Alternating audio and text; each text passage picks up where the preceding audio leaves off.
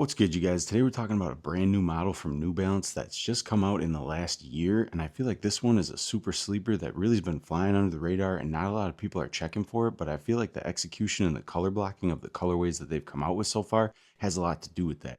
I waited around to pick up a pair of these for that exact same reason, and I was actually able to get this pair on sale, which is pretty crazy considering this is a completely brand new model, and some of the colorways are actually pretty compelling either way. But let's get into it because I feel like the elevated materials on here and the details, once you see them up close, will definitely convince you that these are definitely worth giving a shot. Because today we're talking about the New Balance 2010 in the Brighton Gray colorway. Now, when it comes to this model, the first thing that's worth noting is the actual inspiration behind it. If you just saw this on the shelf, you'd just think, okay, that's just a New Balance. But what they were trying to do is keep it in the line of the DNA of the 990 series, and comparing it to shoes like the 992, you can see, especially in the forefoot area, that DNA coming through. Even the 990 V6s share a lot of similarities to this model in the 2010. They weren't trying to kind of replicate another version of this, but kind of make a retooling and redesign that kind of stood on its own, and I think they accomplished that with these perfectly. So with that being the basis of the DNA that they're kind of going off of course you're going to get premium materials throughout, as that has always been the signature of any 990 series sneaker. The dominant material all over the upper is this really nice bright gray suede that has a really nice feel to it, but then you also get two-tone hits of a darker gray at the top and bottom of the eye stay. And then you have these black striped underlayments on both the lateral and medial side that give it that forward motion and definitely are reminiscent of like a 990 V6 in that same type of style. And then of course you get a bunch of classic New Balance 3M hits, one being right up here on this trim piece by the toe box, and then of course on the N logo, which also has a copper outline, and even on the top of the tongue where you see the New Balance branding, and the back of the heel, which both of those areas also have a clay gradient that comes up on both of those panels. But one of the biggest upgrades that you get on this shoe is the diamond weave mesh they decided to use. It comes in this really off antique white. It's not quite a shade that I've seen on any other shoe, but even comparing it to mesh runners like the 990 V6 or some of my other models in terms of look and feel, this feels like a really premium mesh, and it has enough rigidity to it that I feel like it's going to hold up over time really well. On the lacing system, the tongue comes in that diamond weave mesh again, and then you also have these black outline panels to that 3M area. Now this comes with that standard chunky New Balance lace, but one of the things you wouldn't notice until you have it in hand, I'm not sure if I'm going to even be able to get it on camera, but these laces actually have a bluish tinge to them. I've seen New Balance do this before with different models, and it's pretty interesting that they take it to that level of detail. But as far as the classic chunky laces for this model specifically, I really don't think that's the move. I think this shoe has enough of a future kind of techie runner look to it that you're going to want a thinner lace that's not so puffy. I mean, when it comes to sneakers like this, that classic New Balance lace is the only way to go, because this, in my opinion, is just way more of a sneaker, versus this right here I feel like has enough of a futuristic vibe to it that this kind of lace just doesn't work. So I was able to grab a pair that I just had laying around in this silver color, and I swapped those out. I just think that type of lace, if you look at them side by side, is much more suited for this shoe and gives you a much better drape. The tongue itself has a nice little bit of thickness to it, and then the heel collar is also decently padded and feels really good on foot. The insole comes in white, and then you have the New Balance 2010 branding in black and copper at the heel. Now this insole is basically standard issue, there's nothing really special about it, but if you look underneath the insole, the footbed is really nicely stitched up. You see that on a lot of New Balance models, and I like that attention to detail. The whole inside of the upper has a really nice lining to it, and it gives a very comfortable feeling when these are on foot. The midsole comes in a nice light tan, and then by the heel you have a split of the colors where you get more of that copper color that's divided by the Absorb SBS pods in this off gray color.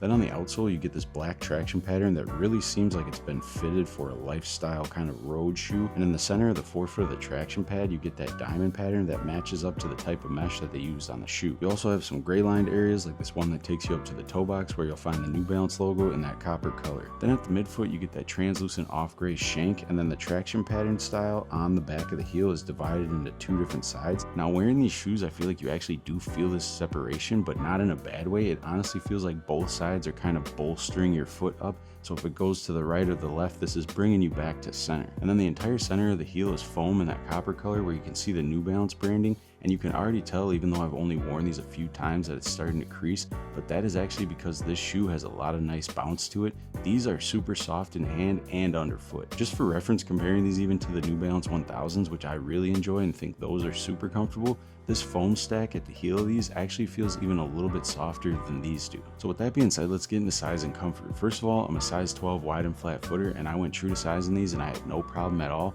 And the second thing about these that I really liked when I first got them is these are good to go out of the box. There's not going to be any break-in time, there's none of that.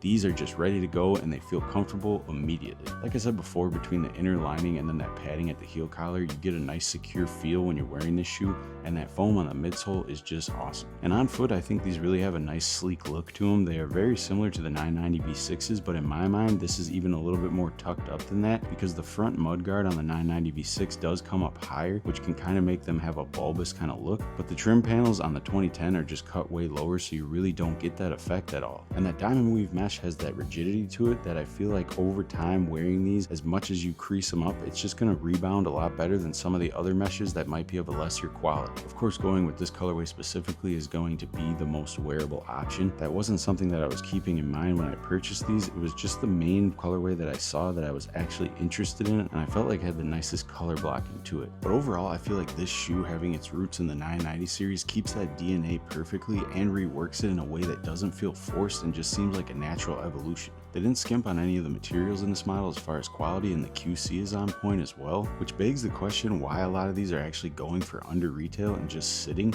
I really feel like this is a shoe that should be selling out, and honestly I think it comes down to the color blocking. Now, to be fair, New Balance has been throwing a lot of collabs at this shoe ever since the very beginning, even coming out with the Kith pair in that double pack. But in my opinion, if you look at that black colorway with the black midsole, for most people that's going to be a non-starter, and then that other colorway also having a darker colored midsole I think might have thrown people off.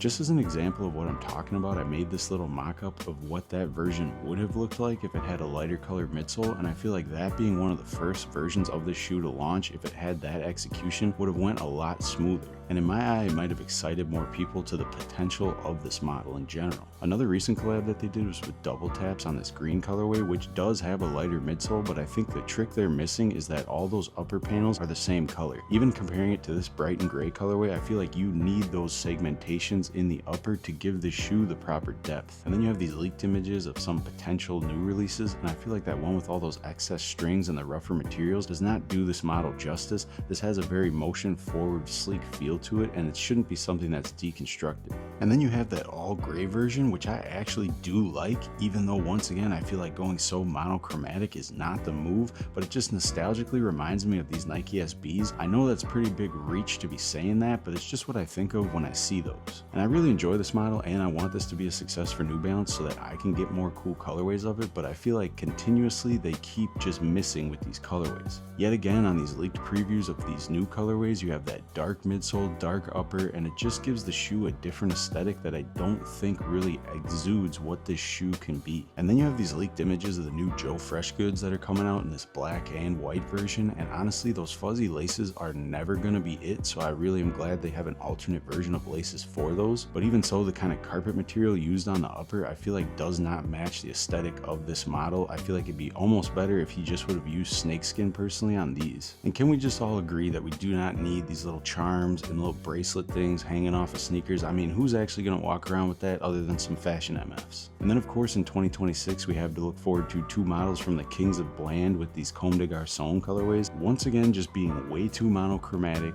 not really trying to go for anything at all. I mean, sure, it's your design language to use white and black, but I mean, we're over it, we've seen it, we don't want any more of it.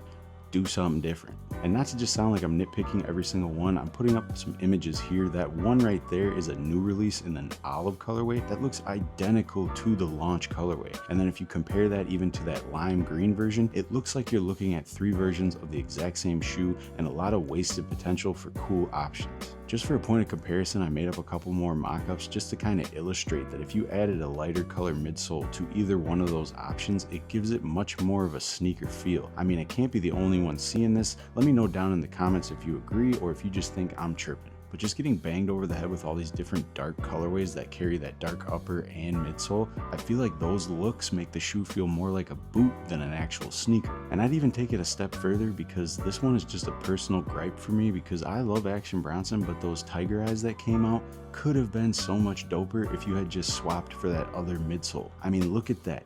Tell me I'm lying that those would not have sold so much better with that color blocking. Yet again, the issue being that a dark black on black midsole is never going to sell as good as a lighter color. But anyways, that's the end of my rant on at least the colorway misses I feel like they've been doing with this model. I feel like if we got more versions like this in varying color schemes that have the shoes broken up by the different colors in those different sections of the shoe, you get a way smoother execution in general. But overall, I'm happy with this model.